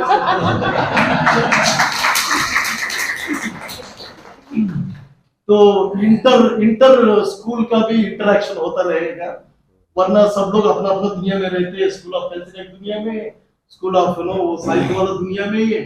अभी हमको पता चला वो साहित्य के बिल्डिंग में 2 स्कूल्स है, एक साहित्य का भी है, दूसरी कौन सी है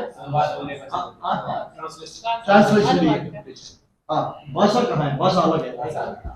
तो साहित्य अनुवाद दोनों साथ रहते भी, एक बिल्डिंग में रहते भी, जैसे कहते हैं ना एक ही फैमिली में जो एक सौतनी के साथ रहते हैं, ऐसे कुछ कहते हैं ना। क्या है, जो लोग पढ़ते नहीं है, तो ये दोनों लोग कब एक होके कोई प्रोग्राम ऑर्गेनाइज करते तो मैं तो देखा नहीं है ना। अनुवाद लोग साहित्य लोग इकट्ठे होके एक प्रोग्राम ऑर्गेनाइज करते में देखा नहीं। या बिल्डिंग तो एक ही है, छत तो एक ही है दोनों का, एक तो एक रास्ता पकड़ते हैं, दूसरे रास्ते पकड़ते हैं। तो मैं ऐसा दिन देखना चाहते हैं। दिन लोग आए नहीं क्या, ना साहित्य का आए नहीं है, ना अनुवाद का आए नहीं।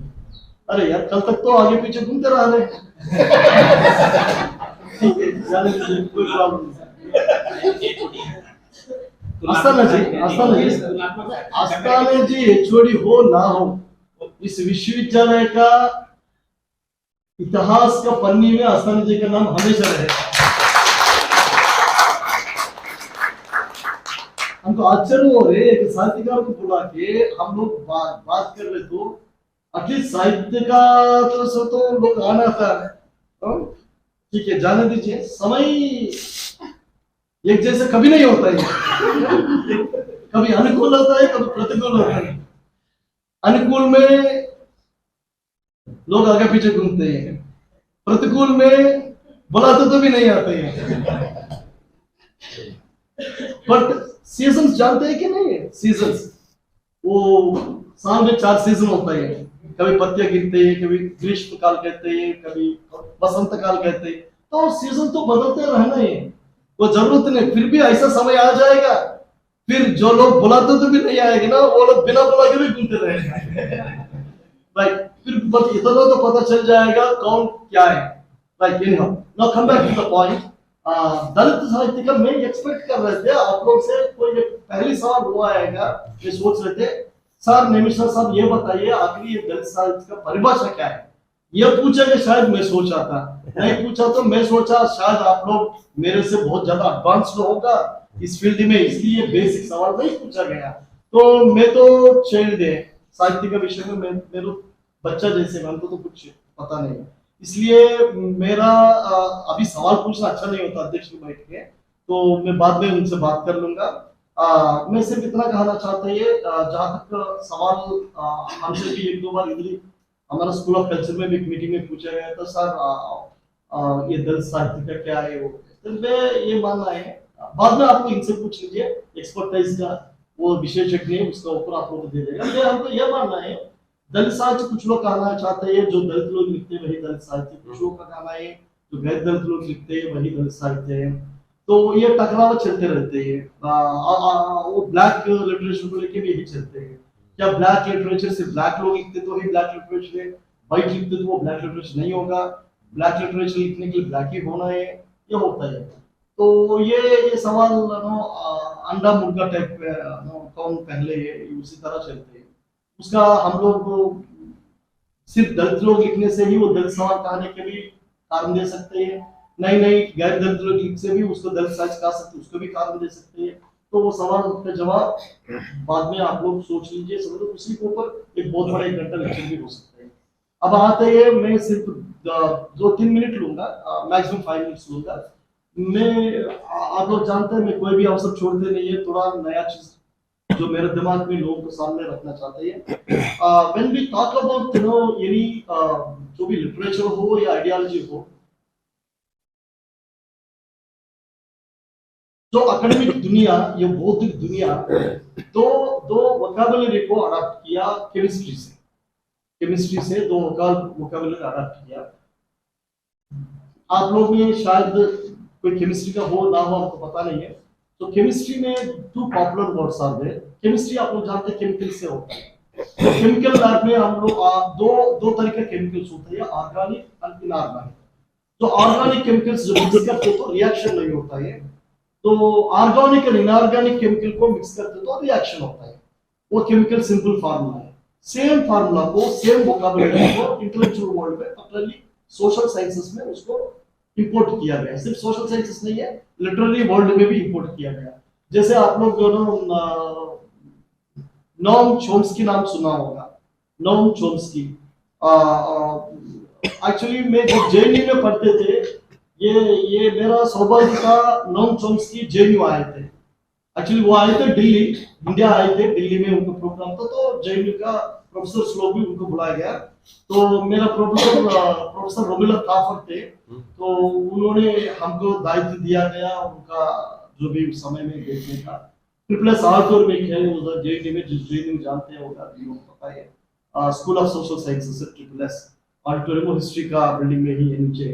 तो उनको उधर बुलाया गया, तो लोग चौंसकी आए थे। उस समय मेरा पर्सनल इंटरेक्शन थोड़ा हुआ था, क्योंकि हमको वो मौका मेरा प्रोफेसर लोग ने दिया गया।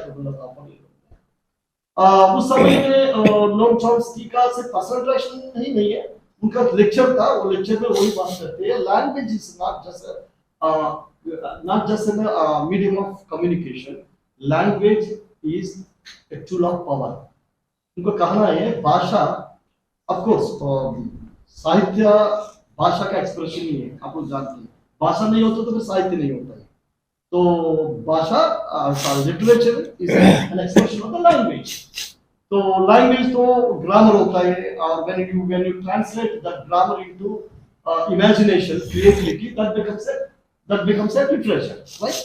ग्रामसी को नोम चोम्स्की को ये कहना था, भाषा सिर्फ कम्युनिकेशन के लिए नहीं है, वो it's a tool of power, it's a tool of power. तो वो पावर मतलब ताकत का, सत्ता का भी एक जरिया है भाषा। अब भाषा सत्ता का जरिया मतलब है, मैं अभी एक शब्द बताया, literature is an expression of the language कहा था। Literature creative expression of the language, creative expression of the language. समझ रहे हो तो मैं क्या बोल रहा हूं? Need to translate it, right. Literature is an creative expression of the language. अब भाषा, नोम चोम्स्की को कहना है, it's an agency of the power, it's a tool of the power, मतलब सत्ता का जरिया है भाषा। अब हम कह रहे हैं साहित्य भाषा का एक क्रिएटिव एक्सप्रेशन है, अर्थात साहित्य भी tool of power, agency of power. तो साहित्य द्वारा भी आपको सत्ता को जरिया, साहित्य को भी सत्ता का जरिया बना सकते हैं, इसका राइट। नाउ अब आते हैं वो साहित्य किसका साहित्य, दलित साहित्य को कैसे डिफेंड करना है। जब वो आएगा ब्लैक साहित्य को किससे डिफेंड, तो वहां पहचान का सवाल आता है। जब सत्ता का सवाल आएगा तो फिर साहित्य को दलित साहित्य, दलितों का ही साहित्य करना पड़ेगा, जब सत्ता का सवाल आता है। Otherwise just an imagination, if you want to talk just in imagination, creativity, तो साहित्य तो सबका हो सकता है, कोई जरूरत नहीं वो दलित ही होना है, गैर दलित भी लिख सकते हैं। जब सत्ता का सवाल आता तो नेचुरली ब्लैक लोग अपना ही पहचान से ही वो अपना पहचान से ही कायम रखने के लिए ब्लैक का लिटरेचर उन्होंने शुरू किया। आखिर ब्लैक का लिटरेचर शुरू किया ब्लैक लोग ने, व्हाइट लोग ने नहीं है। उसी तरह दलित साहित्य शुरू किया आफ्टर इट इज दलित लोग ने ही शुरू किया। पटरी लगाया, ट्रेन बनाया, चल रहे थे स्पीड पे, सक्सेसफुल चल रहे थे। कुछ स्टेशनों में गैर दलित भी अंदर आना चाहते तो आ सकते हैं, बट बेसिकली वो ट्रेन है वो दलित ट्रेन है। सेम उसी तरह ब्लैक लोगों का है। क्यों ऐसे कह रहे हैं? जब साहित्य, जब language is a tool of power, then when the literature is a reflection of the language, the literature also tool of the power. If that is the case, then that literature has to be produced by the Dalits to achieve their own goals through the power. और सत्ता का द्वारा जो भी उनका object को achieve करना चाहते हो, नेचुरली दलित लोगों को वो लिखना पड़ता है। बट ब्रॉडर लेवल में दलित साहित्य दलित का भी गैर दलित का भी है। पर जहां सत्ता का सवाल आता है वो दलित का साहित्य दलित लोगों का लिखित हुआ हो। वहां इंटेलेक्चुअल जो वर्ल्ड में, जो साहित्य का वर्ल्ड वो intellectual world, social science world में केमिस्ट्री से दो शब्द इस्तेमाल किया। वो क्या है? ऑर्गेनिक और inorganic. Organic intellectuals, inorganic intellectuals. अब दलित साहित्य के सवाल आते तो दलित साहित्य का गाड़ी में दलित लोग, दलित साहित्यकार लोग भी है, गैर दलित साहित्यकार लोग भी है। तो फिर कैसे पहचान होगी? तो पहचान इसलिए होता है ऑर्गेनिक दलित इंटेलेक्चुअल, ऑर्गेनिक इंटेलेक्चुअल्स, इनऑर्गेनिक। मतलब दलित साहित्य का दुनिया में जो दलित इंटेलेक्चुअल्स लोग हैं, तो सत्ता को, साहित्य को सत्ता हासिल करने के लिए, सत्ता क्यों हासिल करना है? अपना ऑब्जेक्टिव्स को हासिल करने के लिए, अपना उद्देश्य तक पहुंचाने के लिए सत्ता का जरिया बना है। तो तब आपको ऑर्गेनिक इंटेलेक्चुअल्स की जरूरत पड़ता है। या किसी भी समुदाय, वो ब्लैक हो, दलित हो या बहुजन हो, कोई भी शूद्र हो, कोई भी कम्युनिटी, ब्राह्मण हो, कोई भी कम्युनिटी है, उनको ऑर्गेनिक इंटेलेक्चुअल्स का जरूरत पड़ता है। इसलिए ब्राह्मण साहित्य, जब ब्राह्मण लिखते हैं ब्राह्मण साहित्य, वो ऑर्गेनिक जो फीलिंग्स है उनका अंदर एक्सप्रेशन होता है। सेम वे दलित जब दलित साहित्य लिखते हैं, उनका ऑर्गेनिक एक्सप्रेशंस बाहर आते हैं। वो ऑर्गेनिक एक्सप्रेशन कैसे, हम लोग कैरेक्टरिस्टिक्स क्या है, कैसे पहचानते हैं? वो पहचानते हैं क्या उनका साहित्य उस रूप से जा रहा है, क्या किस रूप से, उनका समुदाय को सत्ता हासिल करने के लिए। सत्ता का मेरा मतलब सिर्फ पॉलिटिक्स नहीं है, समझ लीजिए बात को। सत्ता का मेरा मतलब पॉलिटिक्स नहीं है। फॉर एग्जाम्पल, सत्ता का मतलब है दो लोग काफी पी रहे थे भी, तब किसका नैरेटिव डोमिनेट कर रहे हैं, वही सत्ता है।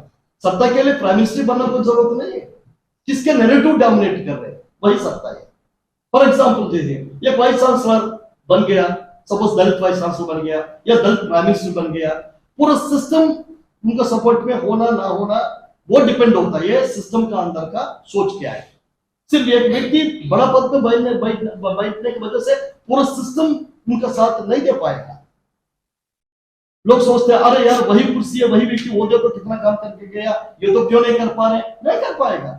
एक व्यक्ति बदल के उधर बैठने की वजह से कुछ नहीं होता है, क्योंकि पूरा व्यवस्था उनको नकारते है। ऐसा स्थिति में उस व्यक्ति को जो बड़ा पद पे बैठते हैं या वो नकारते हुए तब भी जितना कर सकते उनको करके आगे बढ़ना है या छोड़ के भागना है। मैं ये कह रहे इस तरह जो मुद्दों को लेके जो साहित्य एड्रेस करते हैं, बात करते हैं, वो कहां से मिलेगा आपको? फिर वो आपको मिलेगा ऑर्गेनिक इंटेलेक्चुअल का लिटरेचर से ही मिलेगा। इसलिए हर साहित्य में आपको ऑर्गेनिक भी इनऑर्गेनिक भी देखना है। दलित साहित्य आपको दलितों का साहित्य हो, बट दलित से लिखा हुआ साहित्य ना भी हो सकता है, बट उसमें इसलिए आपको देखना है ऑर्गेनिक इंटेलेक्चुअल से इनऑर्गेनिक। इससे एक फायदा क्या है, एक इंपॉर्टेंट, एक सामाजिक रूप से क्या महत्व क्या है? इससे ऑर्गेनिक इनऑर्गेनिक रूप में देखने में महत्व क्या है? हम लोग के अंदर वो जातिवाद है ना, वो खत्म हो जाएगा। मतलब दलित साहित्य में आपको दलित साहित्यकार लोग भी है, गैर दलित साहित्यकार लोग भी, दोनों है। बट इसका मतलब ये नहीं है दोनों को आप मिक्स करके देखोगे, नो। तो आपको आइडेंटिफाई करने के लिए क्या करना है? ऑर्गेनिक इंटेलेक्चुअल करना है, इनऑर्गेनिक। ऑर्गेनिक दलित साहित्यकार है, इनऑर्गेनिक दलित। ब्राह्मण भी दलित साहित्यकार है, मतलब दलित साहित्य को जो बना रहे वो ब्राह्मण भी दलित साहित्यकार बन जाएगा, तो दलित साहित्य को लिख ले तो। बट वो इनऑर्गेनिक दलित साहित्यकार है। ऑर्गेनिक दलित साहित्यकार कौन है? जो दलित साहित्य के बारे में लिखते हैं, वो ऑर्गेनिक दलित साहित्यकार है। इससे क्या होता है? हम लोग जातिवाद को खत्म कर सकते हैं। कैसे स्पेस हम लोग दे सकते हैं। जैसे ब्राह्मण साहित्य, ब्राह्मण साहित्य में कोई ब्राह्मण ही लिखने को जरूरत नहीं, दलित लोग लिखते हैं। ज्यादातर दलित लोग ब्राह्मण साहित्य भी लिखते हैं। ब्राह्मण साहित्य का मतलब है ब्राह्मण इश्यूज को एड्रेस करते हैं, लिखते हैं। Baba Saheb Ambedkar is the finest example. Baba Saheb Ambedkar ने इतना लिटरेचर लिखा, सारे दलित लोग सोचते हैं बाबा साहब अम्बेडकर हमारे लिए लिखा सोचते हैं। बाबा साहब अम्बेडकर का आधा से ज्यादा लिटरेचर ब्राह्मणों के बारे में लिखा, ब्राह्मण व्यवस्था के बारे में लिखा। सबसे ज्यादा किसी को पढ़ना है बाबा साहब अम्बेडकर को, वो ब्राह्मणों को ही पढ़ना है। तो बाबा साहब अम्बेडकर को ऑर्गेनिक ब्राह्मण साहित्यकार कहा सकते हैं, आप लोग कहना चाहते तो, जो मैं बात कर रहे हैं। जिस तरह ब्राह्मणों को इनऑर्गेनिक दलित साहित्यकार कह सकते तो, ये टर्मिनोलॉजी है, वर्ड्स है, केमिस्ट्री से डाउनलोड किया, केमिस्ट्री से इंपोर्ट किया। तो ऑर्गेनिक इनऑर्गेनिक पर्सपेक्टिव में आप देख रहे तो आपको क्लियरिटी आ जाएगा, ये समस्या नहीं आएगा। दलित साहित्यकार कौन है?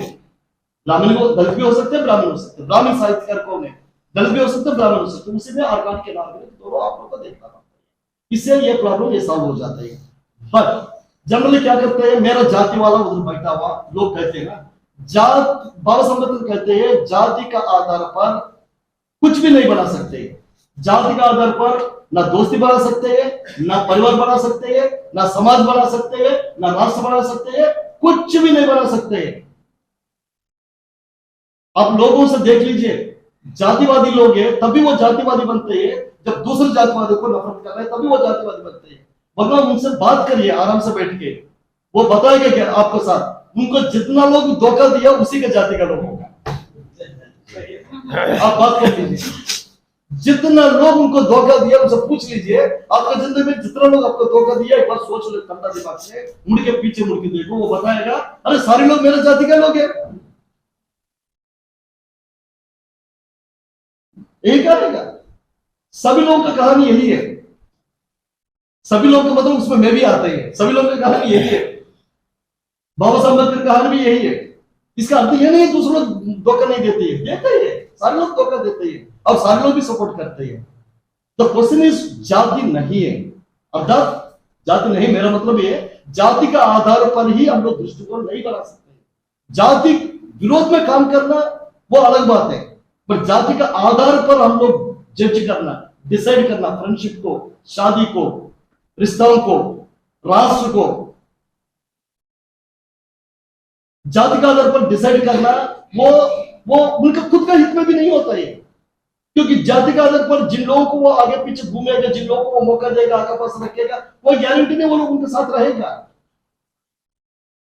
किसी व्यक्ति को मौका नहीं मिल रहा है इसलिए उनको मौका देना वो अलग बात है।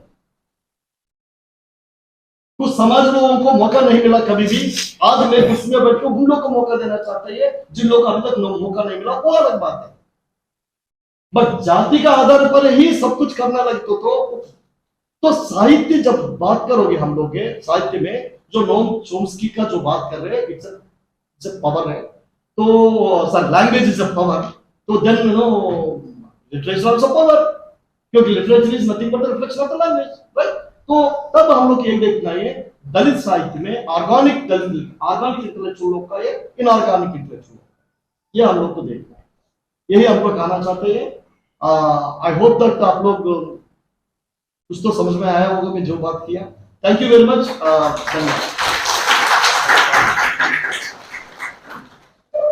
धन्यवाद सर।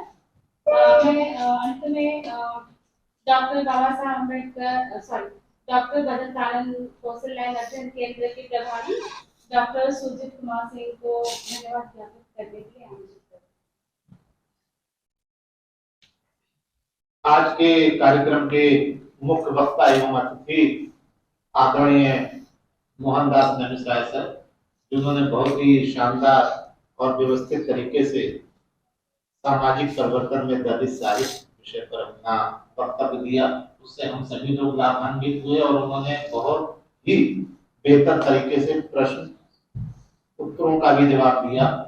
और उसमें सबसे बेहतर बात कि कब तक राजनीति के भरोसे बैठे रहेंगे, जब सरकार आएगी तब काम करेंगे, उससे पहले भी खुद अपने संस्थान बनाने होंगे, अपना काम करना पड़ेगा उस समाज को जो समाज वंचित समाज है, जो समाज शोषित समाज है। और सारी बातें आपकी महत्वपूर्ण थी, इस बात को मैं यहाँ कोट कर रहा हूँ। आज के कार्यक्रम के हमारे अध्यक्ष आदरणीय प्रोफेसर एल कारोंकारा सर, अधिष्ठाता संस्कृति विद्यापीठ और हम इतिहासकार सर तो हमेशा ही बेहतर बोलते हैं, उन्होंने आज भी उस बात को रखा और सर ने अपनी पोजीशन को एकदम क्लियर किया इतिहासकार के दृष्टिकोण से कि एक बेहतर दलित साहित्य लिखने के परिप्रेक्ष्य में ऑर्गेनिक लिटरेचर और इनऑर्गेनिक लिटरेचर क्या हो सकता है, और उस पर उनकी पोजीशन हमेशा से सर की ऐसी रही है। मैं समझता हूँ उस विषय पर आप सब लोगों को अपनी जानकारी में इजाफा हुआ होगा। संचालन डॉक्टर किरण कुंबले जी ने किया और यहाँ पर जितने भी हमारे शिक्षक साथी आए हैं, विश्वविद्यालय के सर ने उनको एक्नॉलेज ही किया, आदरणीय डॉक्टर रामानंद अस्थाना सर, बालाजी तिलवड़े जी, शैलेश मर्दी कदम सर, मुन्ना दास गुप्ता भाई, डॉक्टर सुनील सर, कोमल कुमार परदेसी जी, डॉक्टर मुकेश भाई, डॉक्टर हिमांशु शेखर जी, हाँ अस्थाना सर हो गए, और सभी विद्यार्थी शोधार्थी मित्रों जो भी वरिष्ठ और सभी लोग हैं, आप सब लोग आए और इतने शॉर्ट नोटिस पर आए और ये पूरा प्रोग्राम जशवा सभागार संस्कृति विद्यापीठ का भर गया। इसके लिए आप सब लोगों का आभार और बहुत बहुत धन्यवाद। कार्यक्रम के आयोजन के लिए सर ने हम लोगों को जिम्मेदारी दी और इतनी जल्दी हम लोग इस कार्यक्रम को इतना सफल बना सके, सर ने भरोसा जताया, उसके लिए मैं अधिष्ठाता महोदय का आभार व्यक्त करता हूँ और मोहनदास नमिश्रा सर का कि उन्होंने सर के अनुरोध को और हम सबके अनुरोध को यहाँ पर माना और हम सब लोगों को उन्होंने अपना व्याख्यान दिया। आप सबका आभार और बाहर चाय के लिए